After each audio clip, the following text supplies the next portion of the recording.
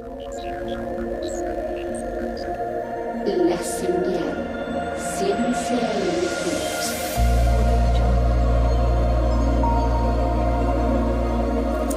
Estás recibiendo la señal. Habíamos comenzado con Néstor Berlanda. Néstor, bueno, la pregunta, ¿no? ¿Qué pasa cuando interactúan los testigos con el misterio y de pronto no sale bien? ¿Por qué puede ser que suceda esto? Y bueno, por supuesto, bienvenido al programa, aunque ya te di la bienvenida hace un rato. Pero bueno, volvamos sobre este tema. No hay problema.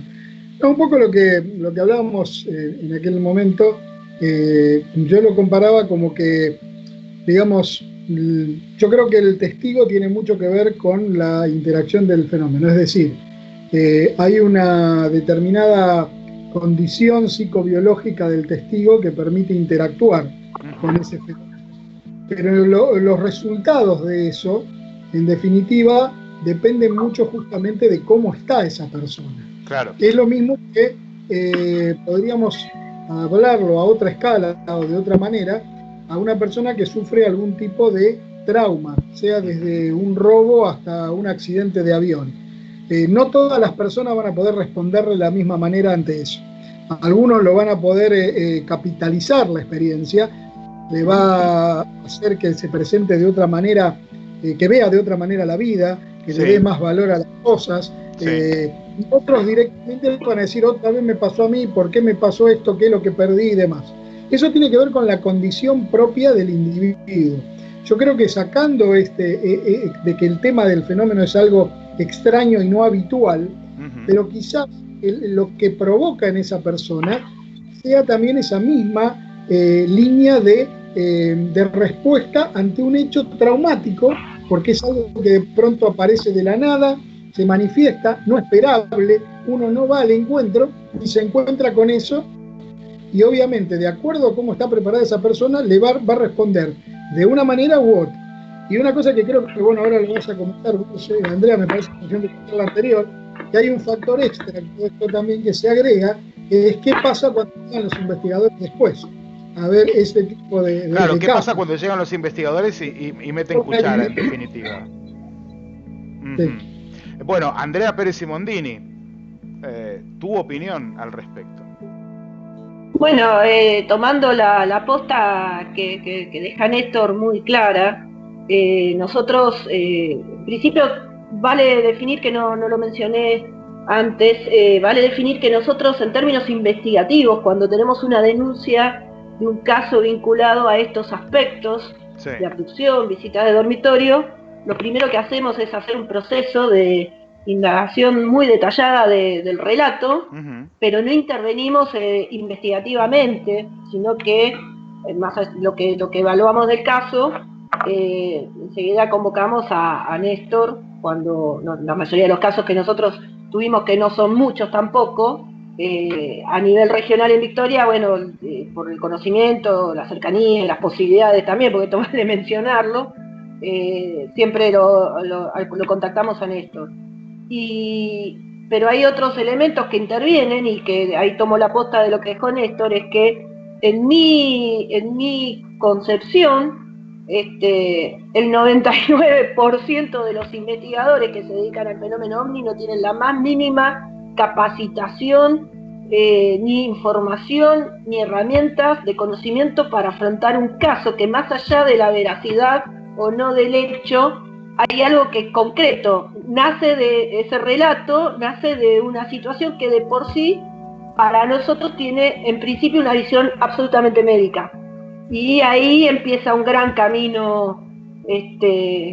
Muchos colegas me van a detestar por esto que estoy diciendo, porque entendemos que es una aberración y que no es absolutamente para nada válido que puedas hacer un proceso o de hipnosis regresiva o de cualquier tipo de terapia. Hoy trabajan algunos con un concepto que se llama con el objeto consciente del testigo, sin entrar en hipnosis, en fin, un montón de situaciones que para nada nadie domina ni tiene la más mínima capacidad, y lo que hacen es generar realmente situaciones complejas, traumáticas, más profundas, Y yo le agrego el condimento que te había mencionado antes, que ahora hay un gran marco jurídico, legal, la historia, los momentos que vivimos también hacen de que los que intervengan en esas circunstancias no deben perder de vista, porque realmente es complejo el tema. Ajá. Entonces, eso por un lado. En términos investigativos, nosotros somos peritos de campo, y nuestros entrenamientos van a tomar elementos evidenciales para llevarlos a los laboratorios, con las tremendas falencias que tenemos todavía, porque más de una vez te he mencionado que, y más arraigado del último congreso más todavía, creo que incluso nos queda grande la palabra investigadores, porque lo que somos es gente con muy buena voluntad, que tratamos de hacer las cosas más o menos bien, tratamos de en algún momento capacitarnos con los tiempos y herramientas que podemos acceder, y punto. Entonces, ahí entra otro elemento que tiene que ver, y por eso pugnamos desde nuestro lugar, humildemente, en que se incorpore la ciencia y los profesionales, porque es ahí donde vamos a buscar y a obtener resultados válidos, mínimamente. Sé que es detestable lo que digo, porque lo es para mí misma, pero esa es la realidad que te encontrás. A ver, lo entendés cotidianamente. Yo lo entiendo perfectamente, Andrea, porque además me parece algo súper lógico. Me parece lógico, además me parece muy sano que de a poco se comience a sectorizar este tema, ¿no? O sea, bueno, aquel que trata con el testigo, ¿sí?, con la persona que ha experimentado algo, está muy bueno que sea alguien que tenga una capacitación en el ámbito de la salud mental, porque sea para bien o sea para mal, y en esto, Néstor, supongo que estaremos de acuerdo, la interacción, cuando sucede la interacción, siempre dando por sentado que esto es real, ¿no? Vamos a poner la hipótesis de que esto es 100% real. Cuando sucede esta interacción, obviamente alguna secuela deja. Pero Miguel Ángel Pumilla, desde La Pampa, Mike, quiero conocer tu punto de vista con respecto a esto. ¿Te parece que el fenómeno, cuando intenta interactuar con nosotros, puede ser que de vez en cuando meta la pata? Bueno, ya voy por esa respuesta. Primero saludar a nuestros invitados, que es un honor. Es un honor tenerlos, y con esta mirada que están expresando, que es sumamente saludable. En segundo lugar, decirte que puedo hablar solamente de mi experiencia, porque de otra cosa no puedo hablar, más que lo que he vivido. A mí me tocó en suerte cuando tuve esto de relacionarme con el fenómeno OVNI, que tenía una formación donde yo era funcionario y auxiliar de los jueces para dirimir las causas. Entonces, claro, esto de tomar los testimonios y hacer todas el recoger las pruebas de lo que habla Andrea, y que esto tiene distintos nombres, pero a nivel de pericia en el campo se llama inspección ocular. Esto es lo primero que se recoge cuando se llega al lugar y se toman las medidas para preservar la prueba, que es tan importante. Yo tenía una formación muy buena en este aspecto, que me ayudó a no cometer tantos errores, porque lo que he podido observar desde muy temprana edad es que hay mucha contaminación. Contamina el que llega primero y interactúa con el testigo. Contaminan con buena intención muchos investigadores que ponen palabras, frases, ideas que el testigo no tenía, que le hacen mirar el fenómeno desde un lugar del que no tenían ninguna noticia, pero que como están ávidos de que su testimonio sea veraz, toman lo que sea para reforzar ese mismo testimonio. Y un montón de otras contaminaciones, lo que ya no habla solamente de la prensa y de los periodistas que van y cada uno pone su mirada, los vecinos, los familiares.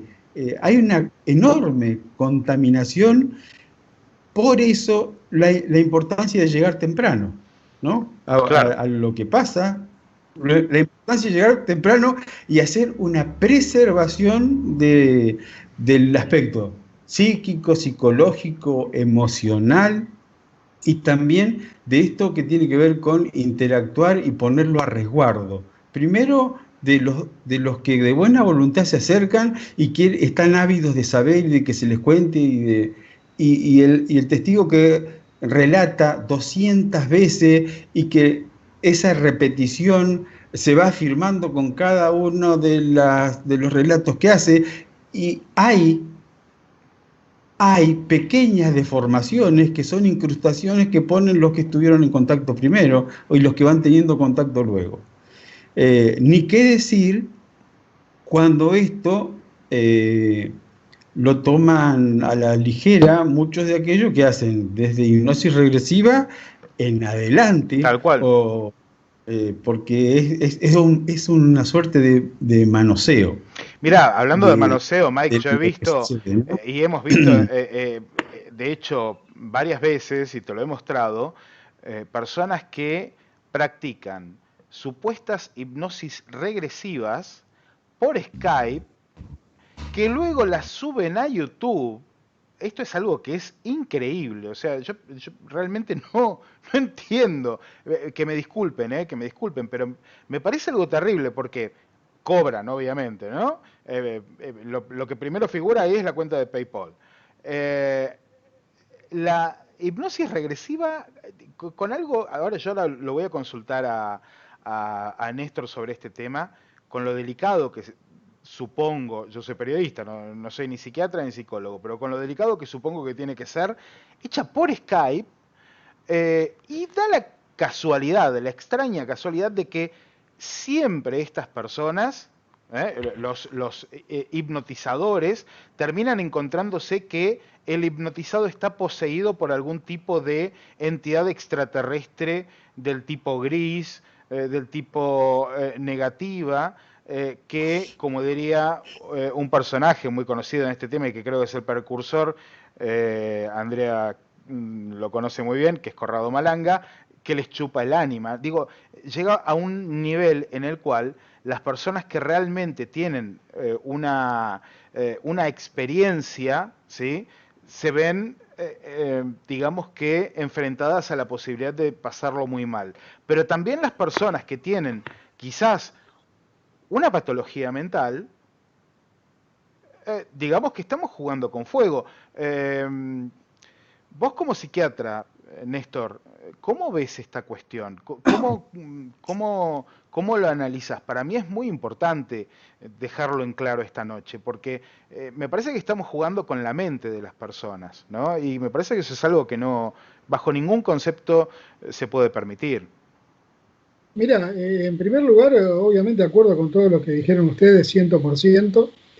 En segundo lugar, yo creo que no quiero dejar pasar lo que vos dijiste, Andrea, porque me parece muy importante, y no es una cuestión de tirar flores, sino simplemente de realidad, donde vos, digamos, totalmente despojada de soberbia, dijiste, nosotros quizá cometemos error y quizá nos quede grande llamarnos investigadores, y eso me parece una actitud extremadamente noble, porque si uno no reconoce de qué lugar está, a veces pasan todos los errores que nosotros decimos, porque hay gente que se está parado en un lugar donde no permite que nadie diga nada, y en realidad en este tema todos sabemos muy poco.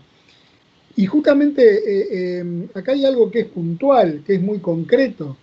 Cuando vos empezás a trabajar con la mente humana, ya sea en una sesión psicoterapéutica, ya sea en un proceso de todas las terapias alternativas nuevas, ya sea en un proceso de regresión o de hipnosis regresiva, es muy probable que se empiecen a abrir determinadas cosas que tienen que ver con traumas o situaciones complejas y demás.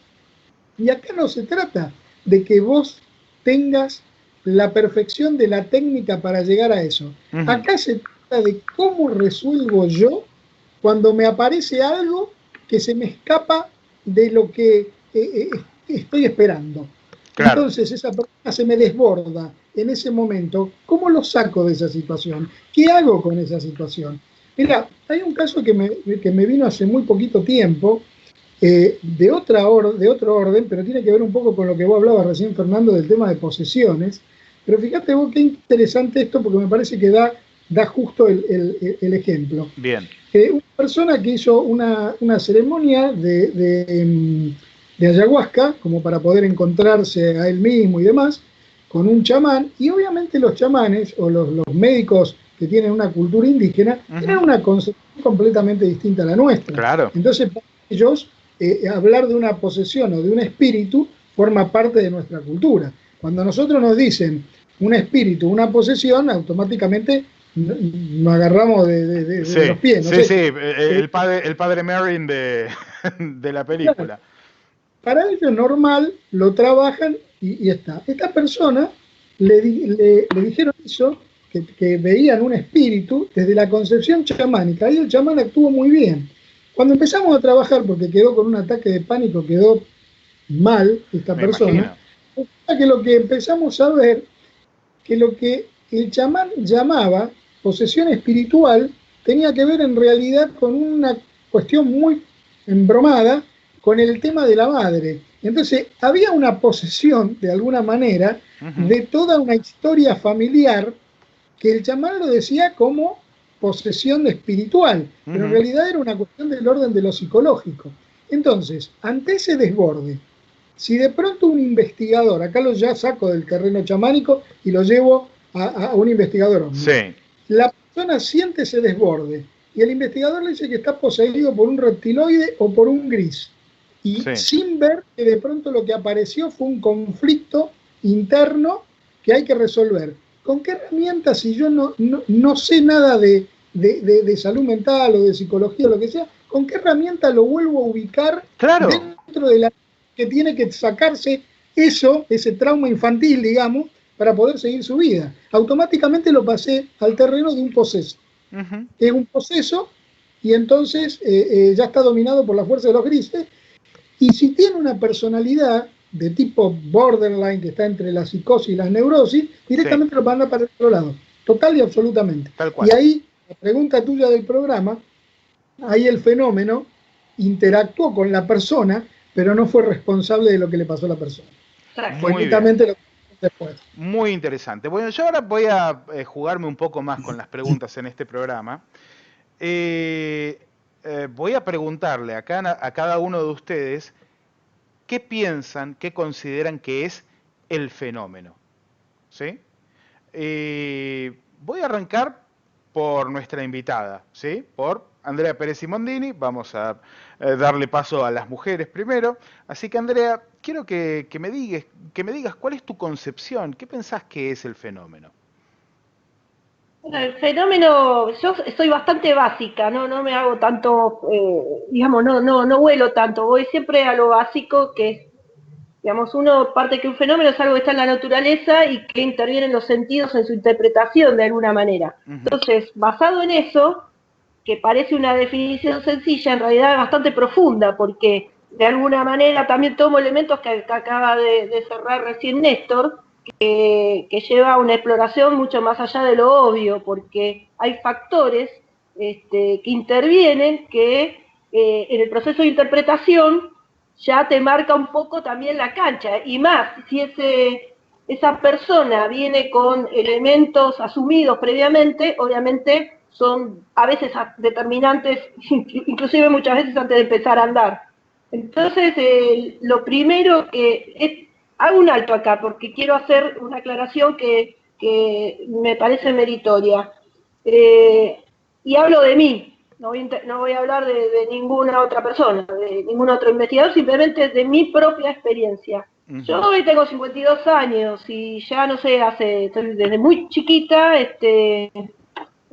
aprendiendo, indagando, como todos, y obviamente desde aquel entonces de mi inicio hasta el día de hoy, ha pasado un montón de cosas. Me he formado personalmente, digamos, como persona, culturalmente, profesionalmente, y en ese transcurso uno va adquiriendo un montón de herramientas que aparte del desarrollo de un ser en esta sociedad, en este mundo, también va pasando por distintas etapas en tu definiciones de vida. Sí. Empezás cuando uno es joven, adolescente, es utópico, y para hacerla corta, uno llega a estas etapas de la vida hasta más conservador, si se quiere. Entonces, vale esta aclaración porque en ese mismo sentido le aplico el paralelismo con mi desarrollo como investigadora. Sí. Hoy, lo que yo te voy a decir, probablemente diste mucho de aquellos inicios donde todo era un marco utópico, lleno de fantasías, de creencias, de un montón de cosas. Uh-huh. ¿Por qué? Porque eso tiene mucho que ver cuando vos agarrás a un investigador. Hoy, mi campo profesional, yo soy investigadora de mercado, si se quiere, trabajo mucho justamente en la elaboración de cuestionarios, porque mi gran desafío como profesional es tratar de obtener la mejor y primera respuesta. Ahí voy a tomar algo que dijo muy, muy sanamente y profesionalmente, vale la pena mencionarlo, Miguel, uh-huh. Que cuando vos haces un peritaje, es condición sine qua non tratar de llegar antes que nadie para obtener el primer relato. Porque todo lo que vos tengas después, sí o sí va a tener grados de contaminación. No hay mucha vuelta en eso. El primer relato, en términos técnicos, es el que todo profesional busca, en mi materia incluso, porque está lo más reciente, el primer recuerdo, el que no tiene ninguna incidencia externa más que la del propio emisor. Uh-huh. Entonces, cuando vos como investigadora afrontás un caso, digamos, te pones como paradigma llegar primero, en el buen sentido, no por competencia, sino para obtener el mejor relato, el mejor hecho, la mejor evidencia. Dicho esto, a la hora de empezar a desarrollar una investigación, es condicionante, porque eso te define también el concepto de fenómeno, porque si vos llegás varias semanas después, meses después, esa persona que te relate un hecho seguramente va a tener su cabeza, todo su medio construido, basado en tantas situaciones hayan pasado por su vida en recreación de ese relato o ese hecho. Entonces, para mí, esta es la definición en términos investigativos de fenómeno, si se quiere. Bien. Llegar para obtener, en base a lo que el testigo vio o experimentó, con esa primera lectura basada en su interpretación primaria, en los sentidos que tenían componentes sobre ese hecho, ¿no? Bueno, mira, antes de ir a Néstor, Carlos Javier, uno de los tantos televidentes que tenemos esta noche, muchas gracias por estar allí, a pesar de todo, dice, ¿cuál fenómeno? Hay muchos fenómenos. Mira, Carlos, la raíz de la palabra fenómeno significaría algo así como lo que se deja ver, lo que se muestra de tanto en tanto. Esa es la raíz de la palabra. Y lo que se muestra de tanto en tanto, o lo que se deja ver de tanto en tanto, es la casuística, que son todos estos casos extraños o estas cuestiones casi inconexas con la realidad cotidiana que solemos debatir punto por punto, pero cuando lo vemos en la big picture, en la imagen grande, ahí es cuando nos encontramos con esto que podemos únicamente definir como fenómeno, porque parece carecer de forma y de un montón de puntos de los cuales agarrarnos para comprenderlo en su totalidad. Ahora sí, por supuesto, la misma pregunta. ¿Qué es para vos el fenómeno, Néstor Berlanda? Comparto en parte que la historia de vida de uno también, la historia personal de uno va atravesando por distintos momentos y hace que uno vaya pensando distintas cosas a medida que va creciendo, ¿no? Uh-huh.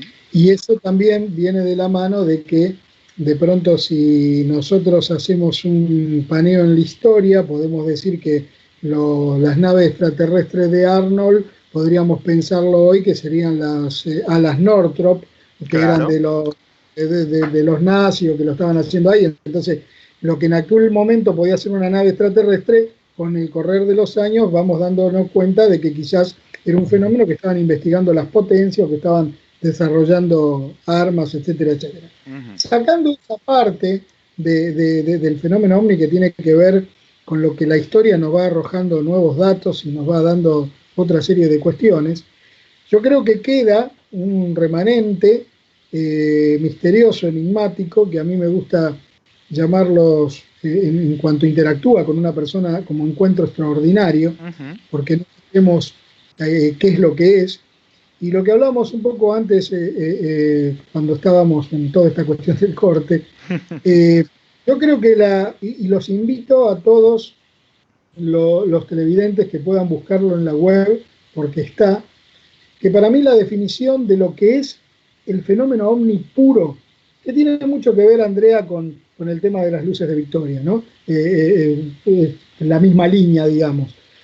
Es un trabajo que hizo un antropólogo que no tiene nada que ver con el tema de ovni, que estaba buscando justamente asentamientos antiguos de los indios huarpes, creo que por Mendoza, en la Sierra del Leoncito, no sé si San Juan o Mendoza, y que de pronto tiene un encuentro con luces que tienen un comportamiento, que se acercan, que lo siguen, que tienen un comportamiento inteligente, que ellos dicen en la descripción que lo huellean, o sea, van siguiendo las huellas que ellos habían hecho.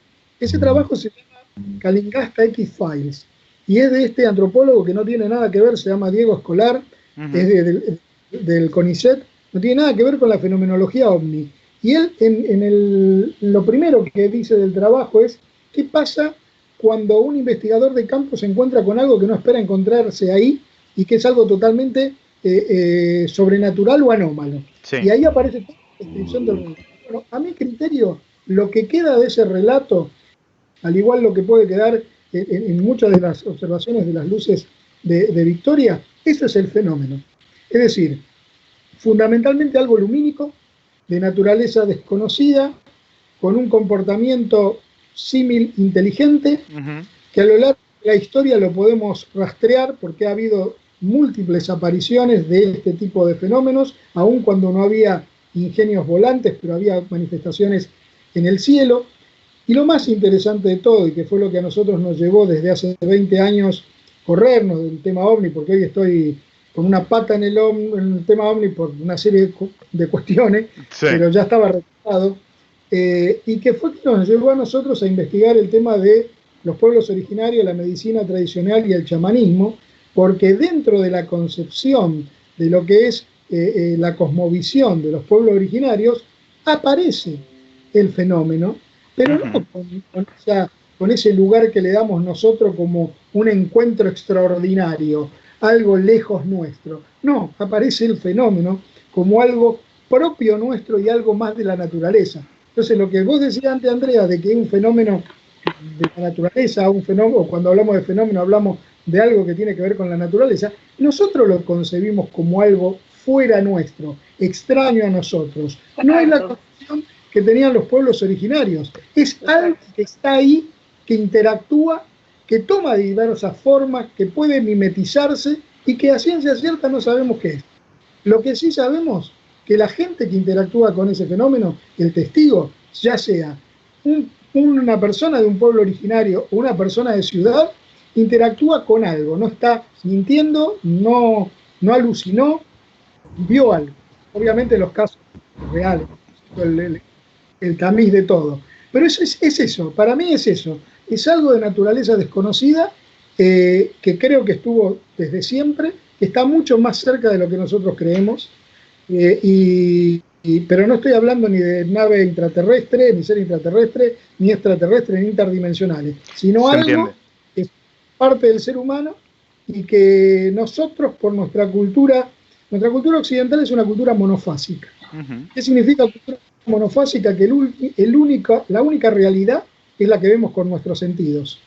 Los pueblos antiguos y los pueblos originarios son polifásicas. La realidad está constituida por esta realidad vigil, por los sueños y por lo que ellos ven en estados no ordinarios de conciencia.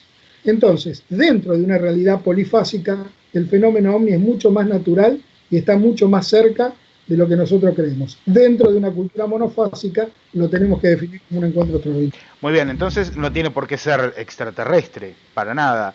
O sea, puede ser parte nuestra. Sí, 100%. Es lo que yo pienso. O sea, yo no creo, y esto es una cuestión de creencia, yo particularmente no creo que hoy tengamos una prueba concreta, cabal y contundente de decir es el fenómeno ovni, es una nave extraterrestre proveniente del espacio exterior. Tenemos restos de cosas con un montón de que a lo mejor no la podemos ubicar dentro del plano de nuestra ciencia o de nuestra Tierra, pero no sabemos a qué perteneció eso que se... ¿no? Se entiende. Miguel Ángel Pumilla, para vos, ¿qué es el fenómeno?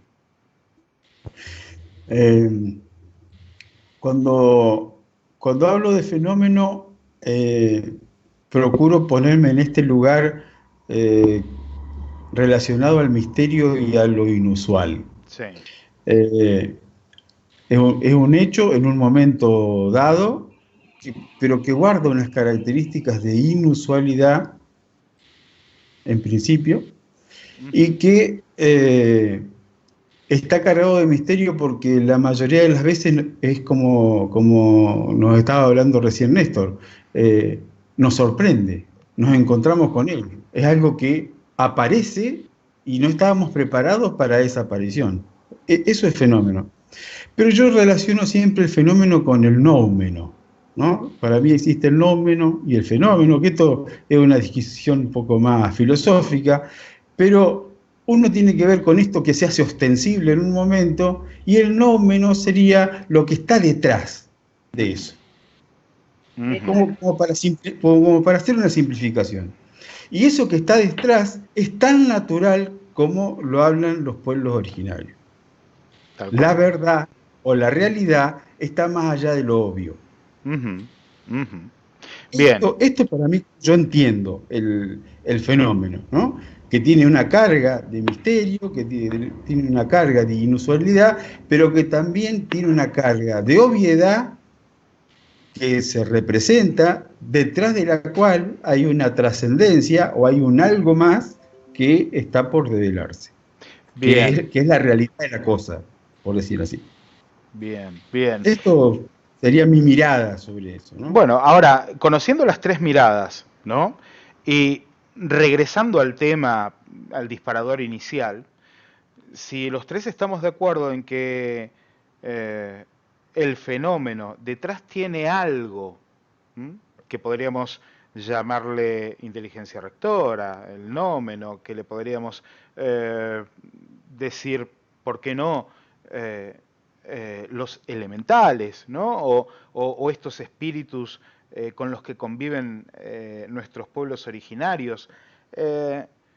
Yo me pregunto si estos casos como, repito, el de Fermín Sayago, el de Sergio Pucheta, el de... más allá de que por ahí la persona no esté preparada para interactuar con... también me pregunto yo, y acá es donde quería llegar un poco, en la sociedad en la que vivimos, y esto a veces lo hablamos con Juan Acevedo, ¿no?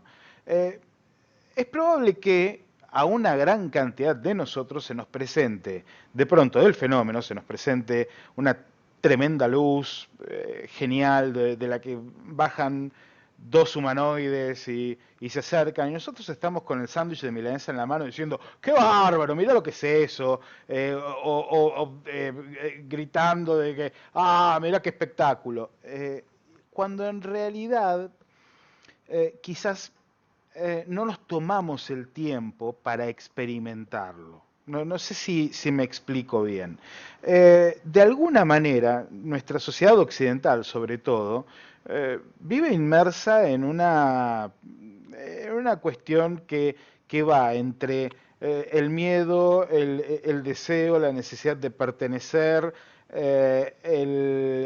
las vicisitudes económicas, toda una cuestión y una maroma de distracciones o de atracciones constantes a nuestras mentes a un mundo mucho más material y nominal que el que podíamos tener viviendo en la era preindustrial, ¿no? Yo tampoco quiero que volvamos a la era preindustrial, lo que está hecho, ya está a punto, pero sí me pregunto si aquello que se comunicaba con nuestros antepasados en la era preindustrial de una manera mucho más natural, y que por ahí queda claro, por ejemplo, con algo tan sencillo como la capacidad de un hombre de campo, que capaz que nunca vio una luz en su vida, pero sabe cuándo va a llover mejor que el Servicio Meteorológico Nacional.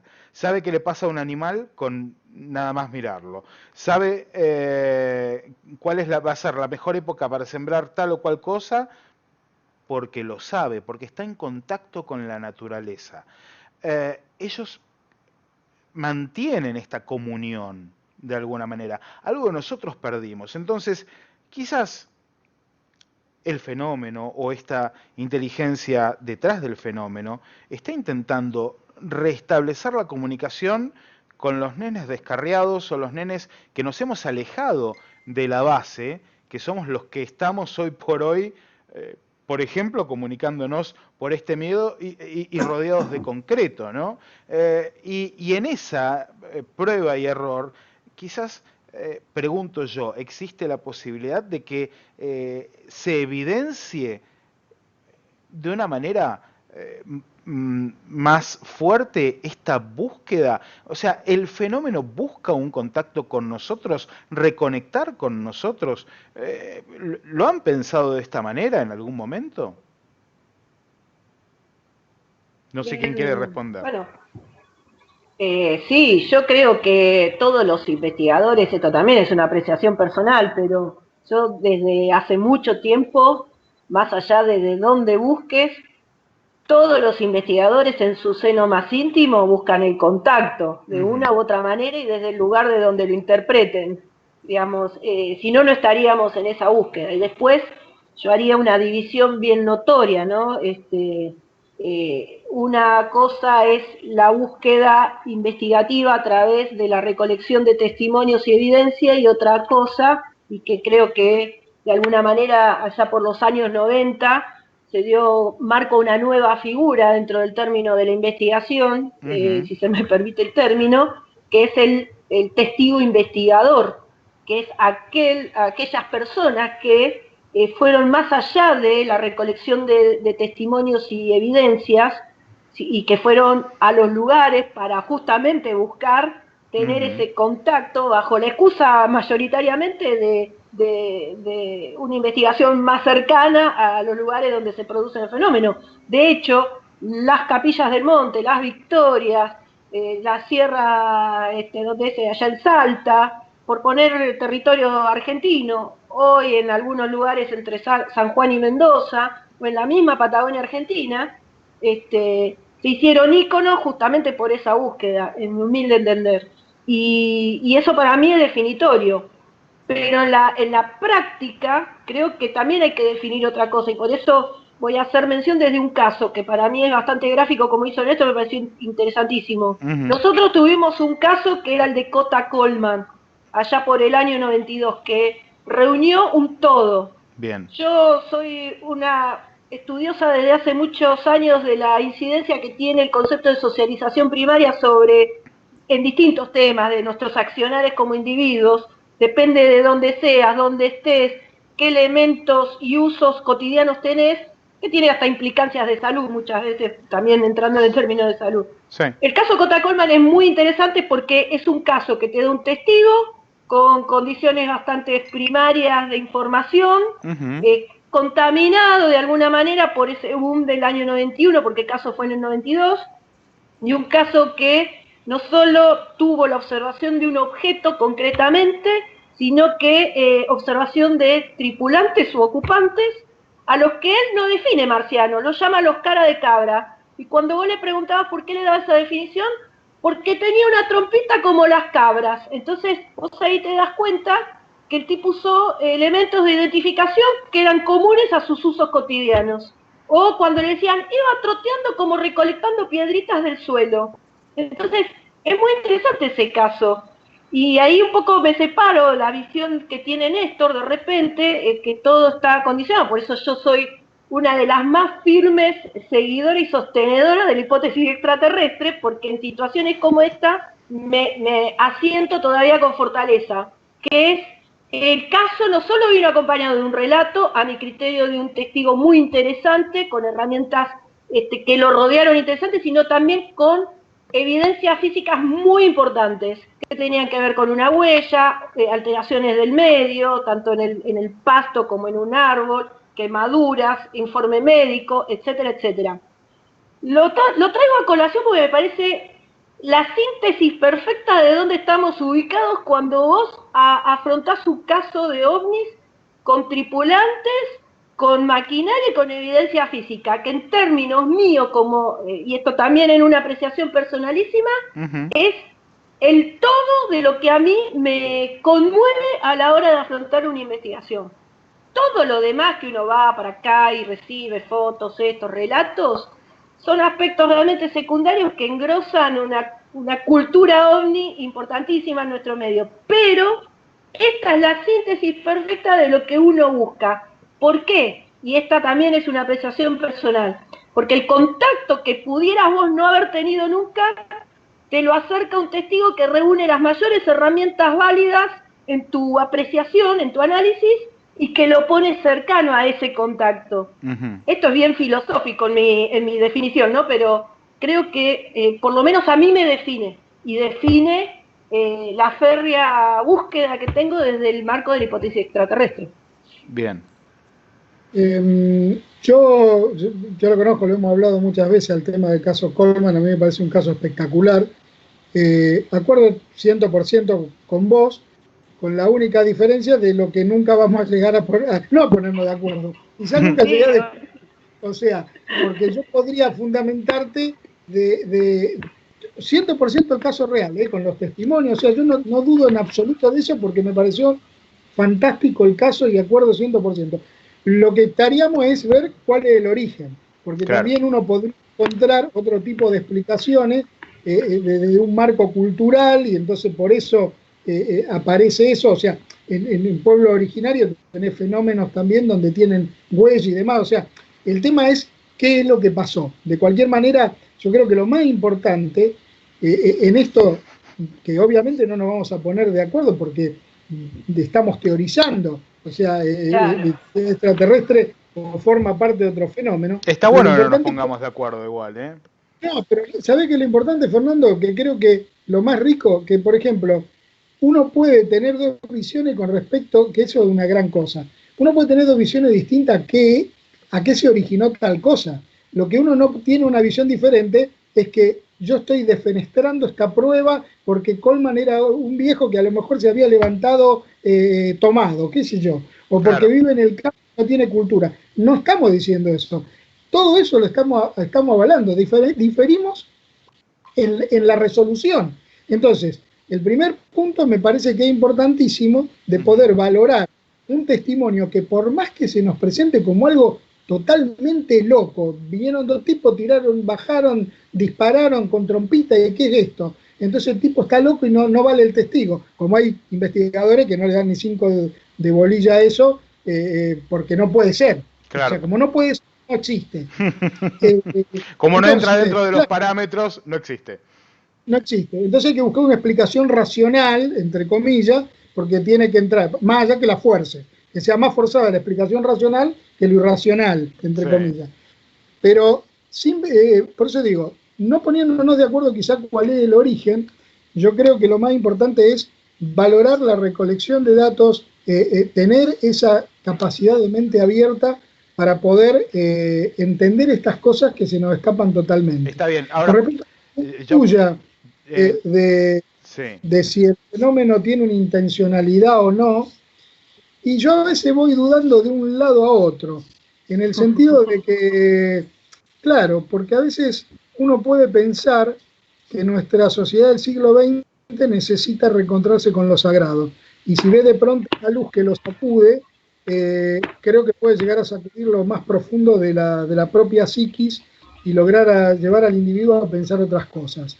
Pero si lo veo desde el punto de vista de las culturas originarias, tengo que pensar que cuando interactúan con esas otras cosas no son ni buenas ni malas, sino que van tomando la forma de acuerdo a quién la utiliza y para qué. Y acá nos volveríamos a lo que dijimos al principio, es decir, interactúa con el fenómeno aquel que tiene determinado tipo de condición psicobiológica. Pero eso no implica que esté justamente. O sea que no cualquiera puede interactuar.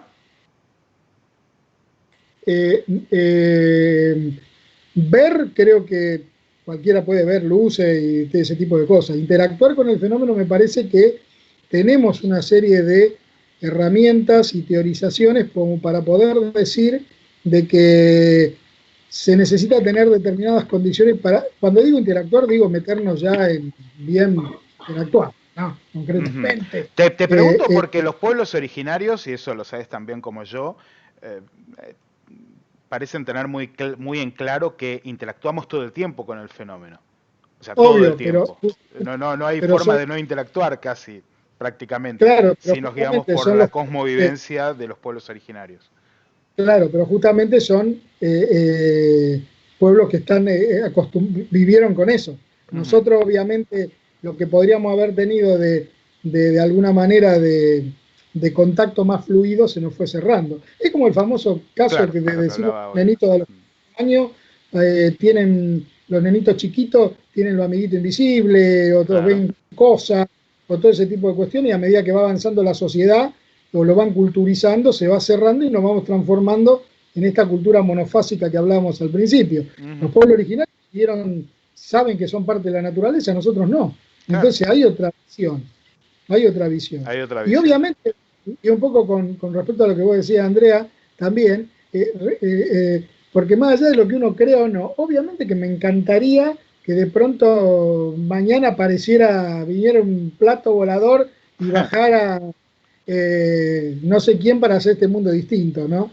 Entre otras cosas, y creo que es lo más importante. Desgraciadamente tengo mis dudas que pueda llegar a verlo, pero yo creo que la búsqueda en definitiva es la búsqueda del misterio y de algo que está más allá de nosotros. Le pongamos nombre nave extraterrestre, le pongamos nombre de lo sagrado, le pongamos el nombre de espíritu, es como vos decías, nosotros interiormente algo nos mueve a tratar de arrimarnos a esto desconocido, querer interactuar con eso sin saber bien de lo que es, pero sabemos que eso nos cambió la vida, eso nos llevó a ser quienes somos hoy, porque todo empezamos desde muy chico y fuimos aprendiendo un montón de cosas, entonces yo creo que eso es lo más importante. Una última consulta, Néstor, perdona que te interrumpa, recién hablabas de la ufología racional, ¿no? Y de cómo a veces por ahí se nos va la mano tratando de racionalizar las cosas. Pero el CIFO propone una ufología racional. ¿Cuál es el punto de equilibrio?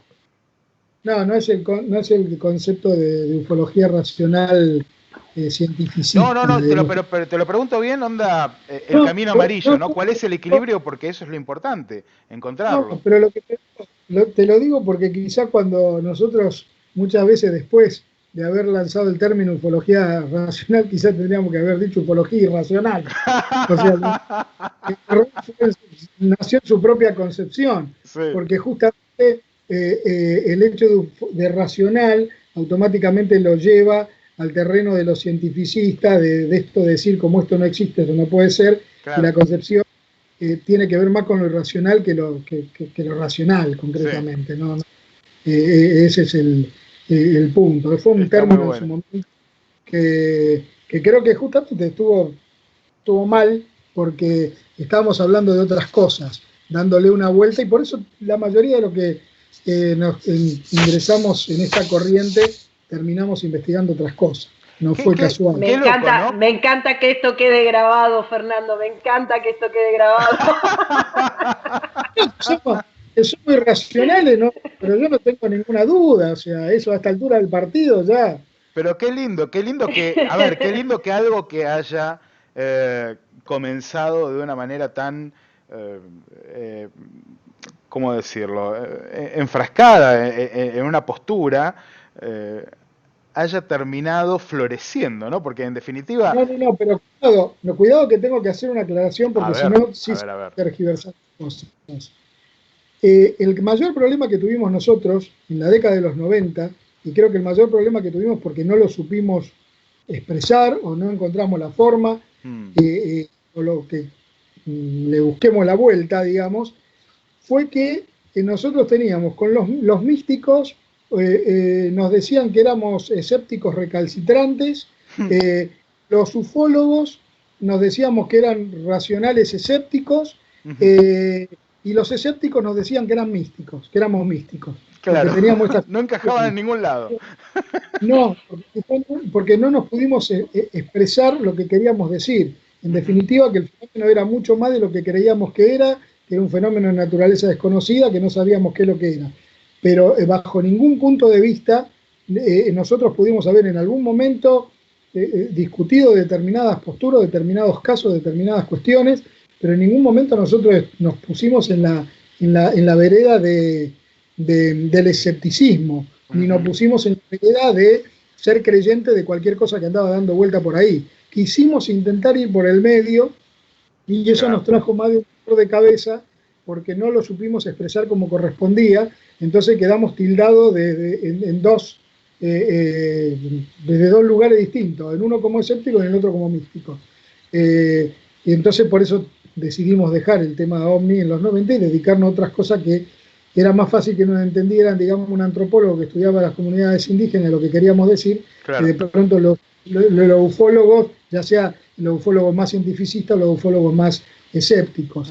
Pero nunca fuimos, nunca acordamos con la corriente escéptica, porque yo creo que mucha gente que está parada en esa línea fuerza más una hipótesis para decir que no existió, porque no puede ser, que plantear, que abrirse la cabeza y decir esto fue. Yo, volviendo al caso Coleman que vos decías, Andrea, a mí me parece un caso excepcional, y seguramente hay gente que dice que deliró, se emborrachó, lo que fuese, o el caso de, como hablábamos antes, fuera de micrófono, sin entrar a referenciar mucho, como el caso de Juan Pérez, que también tiene una pureza tremenda el testimonio, y hay gente que quiere forzar cosas porque no puede ser que le haya pasado lo que le pasó. Nosotros nunca estuvimos en eso, tratamos de ver, investigar y llegar a nuestras conclusiones. En algunas cosas uno obviamente la descartó, otras no, pero intentamos ir por el medio y obviamente no lo hicimos bien, porque si no hubiésemos a lo mejor podido interactuar de otra manera. Y llegamos hasta donde llegamos, y llegó un momento que dijimos vamos para otro lado, y el otro lado fue ir a la búsqueda del fenómeno, pero ya no con este estado ordinario de conciencia, sino metiéndonos en lo que nosotros creemos que es la forma de acceder, que son los estados no ordinarios de conciencia. Miguel Ángel Pomilla, me imagino que tendrás reflexiones o algunas preguntas para el final para nuestros invitados.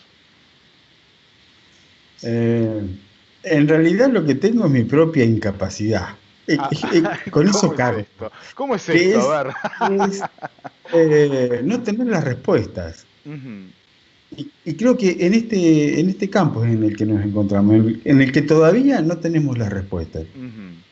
De lo que sí estoy seguro es que hay un histórico desde tiempos inmemoriales que habla de que lo inusual o que el fenómeno está desde siempre, ¿no? Hay un registro histórico de eso. Y he pasado por esta etapa idealista de la que hoy hablaba Andrea, y era cándido y era inocente, y hoy ya no lo soy más. Ya no creo que nos vienen a salvar, ya no creo que eso es lo exclusivo. Creo que hay muchas vertientes como provocadoras del fenómeno y que no las podemos explicar todas, porque no sirve una sola respuesta que abarque todo lo que sucede. Entonces es polifacético esto del misterio y de lo inusual, que viene de unas vertientes que todavía no las tenemos definidas y no las sabemos, y ahí está nuestra incapacidad y ahí está nuestra búsqueda por descubrir qué es lo que hay detrás, ¿no? En eso estamos. En esto que he dejado de ser inocente me ha tocado padecerlo en carne propia, estando 28 meses al lado de Fermín Sayago. Claro. Y viendo su deterioro gradual y progresivo en el tiempo hasta su muerte.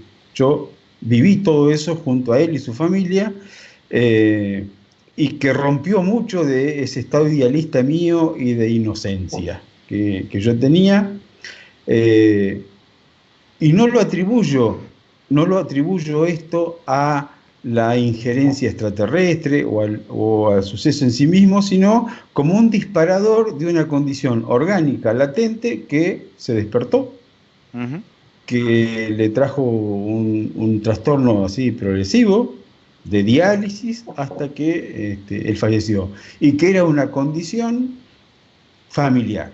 O sea que había algo congénito que se disparó a partir de eso, unido a un gran tema que lo liga con la vivencia de Néstor, que no todo sujeto está idénticamente armado cuando está expuesto a una situación.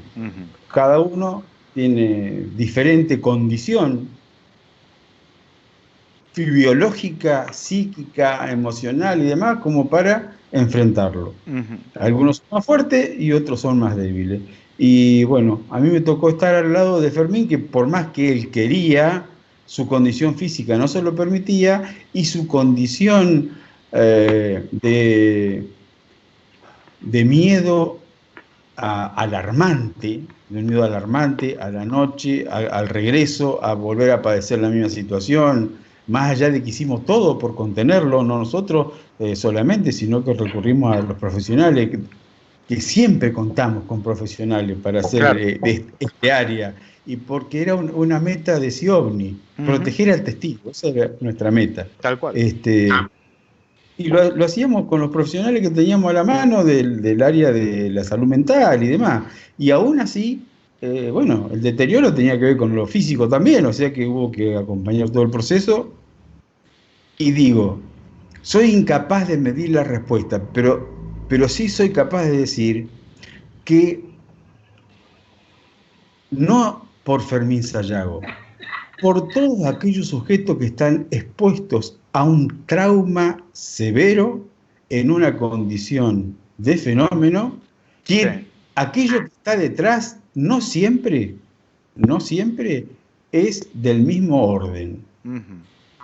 En algunos casos son de una índole, por decir, y en otro son tan cientistas que están alejados de lo ético o de lo moral, que le importa nada más que el ratoncito de laboratorio. Así yo lo he podido ver no solamente en este caso, en muchos casos, importa más el experimento, importa más el sujeto despojado de toda su naturaleza emocional, espiritual, psicológica, sino que es un ratoncito de laboratorio. Algunos sujetos están expuestos a un trauma severo como este, y no están preparados para eso. Nadie está preparado para eso. No, entonces, en algunos casos funciona así, en otros casos es bellísima la experiencia, el fenómeno es algo... Es lo que decía al principio. Enorme, pero no siempre es así, porque es multifacético esto. Y yo no tengo la respuesta para decir ¿por qué esto junto con esto? ¿Por qué está pasando esto, pero también pasa esto otro? Porque eso es lo que sucede, porque el histórico lo demuestra, no es solamente una idea. Lo histórico demuestra que estamos puestos a eso. Quizás haya tantas opciones como personas en el planeta, ¿no? Bueno, les agradezco... Todas situaciones severas, eso sí. Sí, tal cual. Les agradezco estar esta noche, la verdad, hasta esta hora, son casi las 12 de la noche, todavía queda un montón de programa, pero bueno, considerando todas las vicisitudes que tuvimos, que se hizo mucho más tarde de lo que habíamos planeado, que mañana hay que levantarse para ir a trabajar, les agradezco muchísimo. Les voy a dar 2 minutos a cada uno para una reflexión final, por supuesto, para cerrar la idea de lo que venimos hablando. Y nada, les agradezco en el alma. Espero que para la próxima vez que hagamos esto que va a ser la semana que viene con otros invitados, pero la próxima vez que los tengamos a ustedes específicamente, no suceda lo que sucedió hoy con la conexión. Vamos a buscar las respuestas necesarias para que esto no ocurra otra vez, así que desde ya mis disculpas, sobre todo a los invitados, ¿no? Andrea, 2 minutos, una reflexión final. Bueno, básicamente que fue un placer, un honor compartir esta noche con Miguel, con vos, Fernando, con Néstor, un amigo de años. Mira, básicamente para resumir todo, creo que en mi caso, vuelvo a repetir, el fenómeno ovni en esta cuestión extraterrestre hoy a esta altura termina siendo como la gran excusa, porque muchas veces lo que genera en mí la sensación motivacional, excluyentemente emocional, es la búsqueda, el interrogante de la búsqueda. En ese transitar que vos buscás extraterrestres, en realidad encontrás terrestres en todas sus facetas, claro, sociales, culturales, claro, geográficas, etcétera. Y creo que muchos a veces se retiran diciendo que perdieron el tiempo, que encontraron un techo, que no encontraron nada, y creo que no han entendido de qué se trataba, que finalmente es la búsqueda. La excusa es que en algún momento uno pueda descubrir y probar su hipótesis que le llevó a tomar una decisión de vida, como bien dijo Néstor. Y eso no hay nada que lo pague, y por lo menos a mí me hace sentir que no solo no perdí el tiempo, sino que gané el mejor de los capitales, que es el conocimiento. Básicamente es eso. Muy bien, Néstor. Sí, en la misma línea de Andrea, una vez Gurú Morales definió la ufología emocional. Y yo creo que eso es la base de todo. Esta búsqueda nos llevó a encontrarnos con un montón de gente, de conocer nueva gente, todo permanentemente, de poder intercambiar, y creo que lo más importante, o sea, es formarnos nosotros como personas, tener el conocimiento y hacer una gran cantidad de amigos con los cuales podemos discutir, podemos pelearnos y demás, pero cuando sabemos que hay cosas de corazón, digamos que es buena gente, me parece que eso es lo más rico de todo, y más allá de si el ovni extraterrestre viene del centro de la Tierra, el universo paralelo, vaya a saber qué es lo que es. En definitiva, lo que estamos acá somos los seres humanos, seguimos viéndonos las caras nosotros 4 que estamos acá, claro. El fenómeno no sé dónde está, y de alguna manera quizá nosotros también seamos la cara de ese fenómeno, que lo que necesitamos es unirnos mucho más en todos los órdenes, ¿no? Absolutamente de acuerdo. Mike. Bueno, digo, estamos haciendo aquello que nos caracteriza como raza humana. Estamos buscando saber, ¿no? Esa es una búsqueda desde nuestra inocencia y desde nuestros errores, porque lo hacemos a costa de ensayo y error, ¿no? Y el aprendizaje es poder superar las propias falencias que tenemos. Y creo que esto de ser de buena leche, ¿no?, que es lo que vemos que tiene Néstor, que tiene Andrea, que es gente que le pone buena leche a lo que hace. Esto creo que es lo que vale, y esto es lo que como humanos rescatamos, esto de ser amigos, de crear vínculos a nivel afectivo, porque eso es lo que nos hace mejores, en definitiva. Eso es lo que nos hace mejores. Y después, ¿quién tiene razón? Muchacho, ya está, eso ya fue, es de otra época. Tal cual, tal cual. Bueno, a nuestros amigos en el chat de YouTube que preguntan si ya nos vamos, no, seguimos y tenemos un montón de programa todavía. Esto se atrasó, pero tenemos a Giacomo Renato Longato, vamos a hablar de el ejército espacial de Donald Trump, lo tenemos a Juan Acevedo, amigo nuestro, que llega en minutitos nada más presentando la reedición de Los Extraños. Lo tenemos a Fortunato, que va a hablar de mitología nórdica, así que hay mucho en la señal Ciencia y Misterios este jueves. Y ya que estamos con los invitados, les cuento, la semana que viene vamos a tener a Carlos Alberto Yorchuk, y vamos a tener a Joaquín Abenza desde España, hablando acerca de casos de pilotos de líneas aéreas comerciales y encuentros con objetos voladores no identificados. Así que también va a estar imperdible, ¿eh? Bueno, Gracias por estar esta noche. Me quito el sombrero. Gracias por la paciencia, sobre todo con estos problemas técnicos que tuvimos. Pero ya son un clásico de los jueves, chicos. Llevamos cambiando cuatro aparatos de internet, 4 de estos routers, 4 en 5 meses. Es algo que realmente no se lo explica ni siquiera a la empresa. Pero los jueves a la noche pasa. Son cosas que suceden. Un agradecimiento muy grande para todos y nos vemos en la próxima.